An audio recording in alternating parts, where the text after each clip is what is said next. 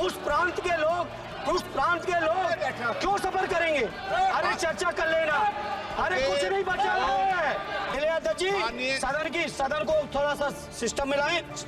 8 विधानसभाएं भी एक साथ नहीं करा पाते हो, मौसम देख के तारीखें बदलते हो। वो लोग बात करते हैं एक देश एक चुनाव की।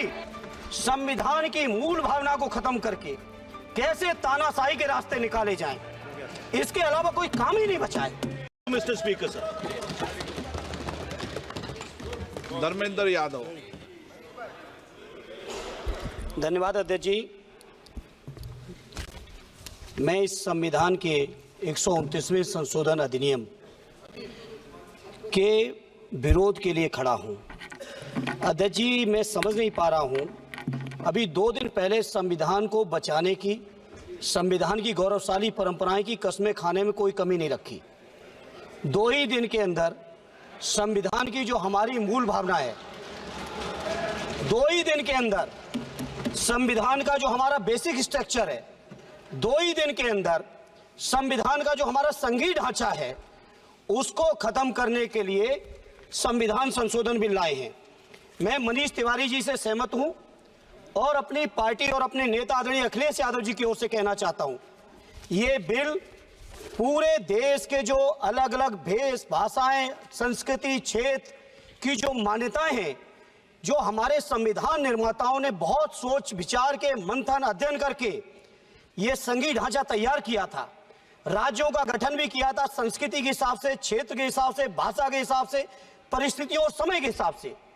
मैं नहीं समझता अध्यक्ष जी, मुझे कहने में कोई संकोच नहीं, उस समय के हमारे संविधान निर्माताओं से विद्वान, बाबा साहब भीमराव अंबेडकर से ज्यादा विद्वान इस सदन में अभी कोई नहीं बैठा, मुझे कहने में संकोच नहीं है।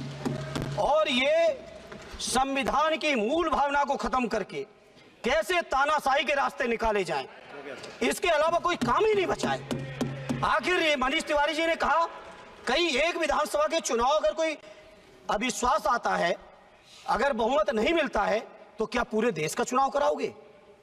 पूरे देश का चुनाव कराओगे? और ये लोग एक देश एक संविधान एक चुनाव की बात करते हैं। जो लोग 8 विधानसभाएं भी एक साथ नहीं करा पाते हो, मौसम देख के तारीखें बदलते हो, वो लोग बात करते हैं एक देश एक चुनाव की।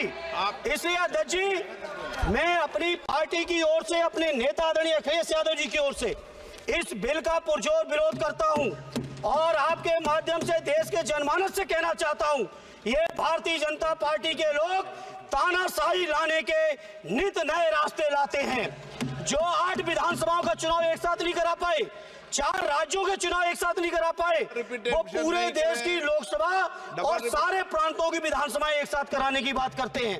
मैं पूछना चाहता हूं सरकार से, अगर एक प्रांत के अंदर सरकार गिरती है तो क्या पूरे देश की लोकसभा के चुनाव कराओगे? क्या अगर लोकसभा के चुनाव के चक्कर में उस प्रांत के लोग क्यों सफर करेंगे? अरे चर्चा कर लेना। अरे कुछ नहीं बचा है, कुछ नहीं बचा है आपके पास। अध्यक्ष जी, सदन को थोड़ा सा सिस्टम में लाएं।